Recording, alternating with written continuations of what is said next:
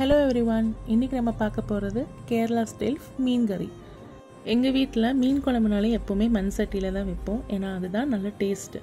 எப்போவுமே மண் சட்டியில் வைக்கிற குழம்புக்கு ஸ்பெஷலான ஒரு டேஸ்ட் கிடைக்கும் தானுங்க. ஸோ இன்றைக்கும் நம்ம மண் சட்டியில் வச்ச மீன் குழம்பு தான் பார்க்க போகிறோம். மீனை நல்லா க்ளீன் பண்ணி கட் பண்ணி எடுத்து தனியாக வச்சுக்கலாம். இப்போது நம்மளுக்கு தேவையான பொருட்கள் பார்த்திங்கன்னா, ஒரு தக்காளி, பச்சை மிளகாய், இஞ்சி, கறிவேப்பிலை. இப்போது நம்ம மீன் குழம்புக்கான தேங்காய் அரைப்பு தான் ரெடி பண்ண போகிறோம். ஜார் எடுத்துக்கோங்க. ஒரு பீஸ் இஞ்சி, அரை கப் தேங்காய், மஞ்சத்தூள், தேவையான அளவு மிளகாய்த்தூள். காரத்துக்கு ஏற்ற மாதிரி மிளகாய்த்தூள் ஆட் பண்ணிக்கோங்க. நான் இங்கே 1 டேபிள் ஸ்பூன் மிளகாய்த்தூள் ஆட் பண்ணுறேன். குழம்புலையும் பச்சை மிளகாய் சேர்க்கறதுனால காரம் உங்களுக்கு ஏற்ற மாதிரி நீங்கள் ஆட் பண்ணிக்கோங்க. புளி கரைச்சி வச்சுருந்த தண்ணியை ஜாருக்குள்ளே ஊற்றிக்கோங்க. இப்போது மிக்சியில் வச்சு நல்லா பேஸ்ட்டாக அரைச்சி எடுத்துக்கலாம். அரைச்சி வச்சுருக்கிற பேஸ்ட்டை மீன் சட்டிக்குள்ளே ஊற்றிக்கலாம். கட் பண்ணி வச்சுருக்கிற பச்சை மிளகா, தக்காளியை ஆட் பண்ணிக்கலாம். தேவையான அளவு உப்பு ஆட் பண்ணிக்கோங்க. தேவையான அளவு தண்ணியும் ஊற்றிக்கோங்க.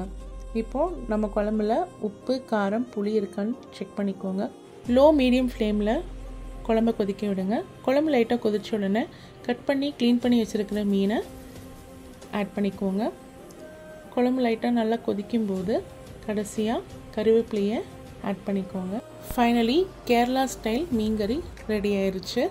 மீன் கறினாலே எல்லாருக்குமே ரொம்ப பிடிக்கும். ஸோ கண்டிப்பாக நீங்கள் இதை ட்ரை பண்ணி பாருங்கள். இந்த வீடியோ உங்களுக்கு பிடிச்சிருந்தா லைக் அண்ட் சப்ஸ்கிரைப் டு அனுலாக்ஸ்.